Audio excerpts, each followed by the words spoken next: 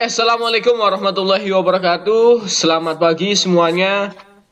Saya berharap kalian di rumah dalam keadaan sehat ya, karena beberapa hari terakhir cuaca ketika malam hari sangat dingin ya.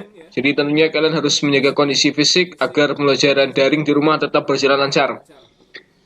Kembali lagi berjumpa dengan saya, Lukman Nurismanto, dalam mata pelajaran Bahasa Indonesia.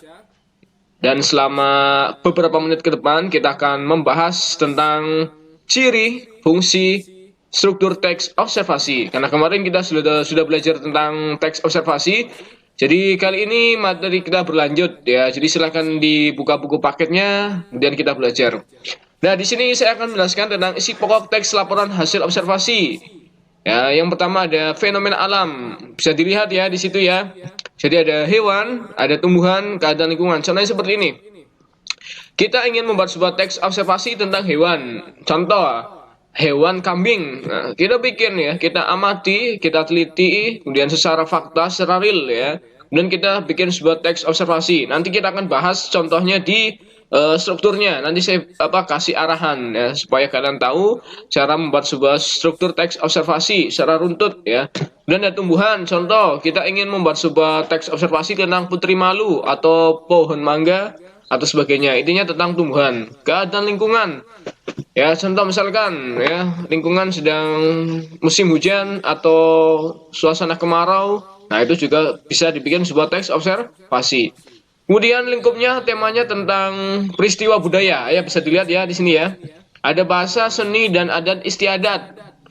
Bahasa contohnya ya, bahasa Indonesia. Misalkan kita ingin membuat sebuah teks observasi mengenai bahasa Indonesia, bahasa Jawa, bahasa Tegal mungkin ya, bisa saja. Ya, nanti kita tinggal teliti datanya, faktanya secara real, kemudian kita bikin sebuah deskripsi laporan hasil observasi. Ya, kemudian ada seni. Misalkan seni adat istiadat, contoh misalkan seni seni musik bisa atau seni tari bisa. Nah, itu juga bisa bikin dibuat sebuah observasi ya. Dan adat istiadat contohnya upacara ngaben di Bali ya. Nah, itu kita bisa observasi, kemudian dibikin sebuah teks observasi atau upacara 7 bulanan atau tahlil, itu juga bisa ya.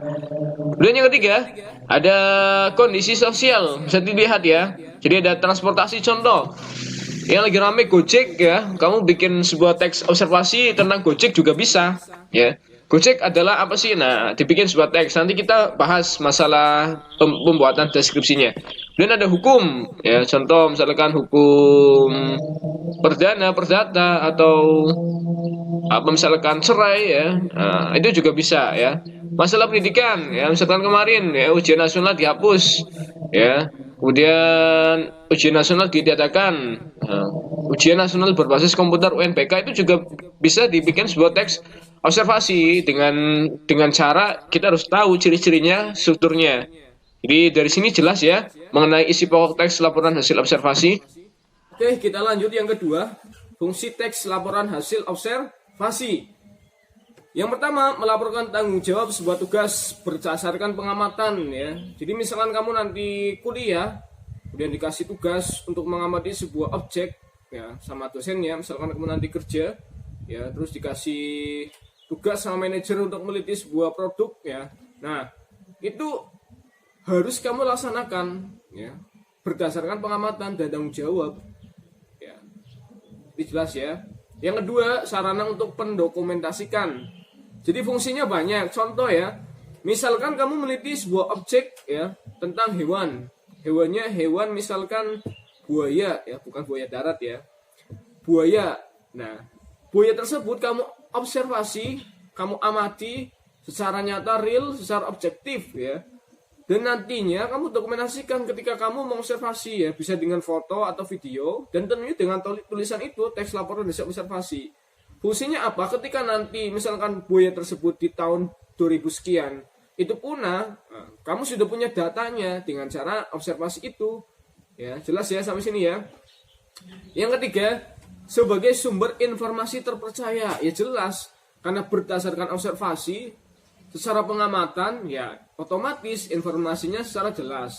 Contoh lagi ya, kamu mengobservasi sebuah fosil di Semedo ya, di Tegal ada sebuah museum situs Semedo ya di Horuja. konon katanya itu terbesar ya di Jawa Tengah ya, di Semedo. Yang belum silahkan ke sana, sudah buka, bagus sekali ya. Kamu teliti observasi tentang fosil ya. Siapa penemunya? Misalkan Mandakri ya. Jadi Mandakri itu penemu fosil-fosil. Jadi dia setiap pagi itu mencari ke bukit-bukit, kemudian menemukan fosil. Lah kamu ingin mengobservasi Mandakri ya, kamu tanya tuh detail, namanya siapa, umurnya berapa, kemudian sudah berapa tahun dia mencari fosil ya, kamu tulis ya secara real, secara objektif ya, dari hal-hal terkecil sampai hal-hal terbesar. Sampai sini jelas ya. Jadi itu yang dapat saya sampaikan. Nanti pertemuan selanjutnya kita akan membahas tentang struktur teks observasi ya. Jadi nanti kita akan belajar menulis sebuah teks observasi. Ya, nanti pertemuan selanjutnya kita bahas itu. Jadi saya rasa cukup sekian. Ya, semoga bermanfaat. Semoga kalian di rumah ya tetap sehat selalu ya, karena cuaca seperti ini sedang ekstrim ya. Terima kasih, tetap semangat dan sukses selalu. Assalamualaikum warahmatullahi wabarakatuh.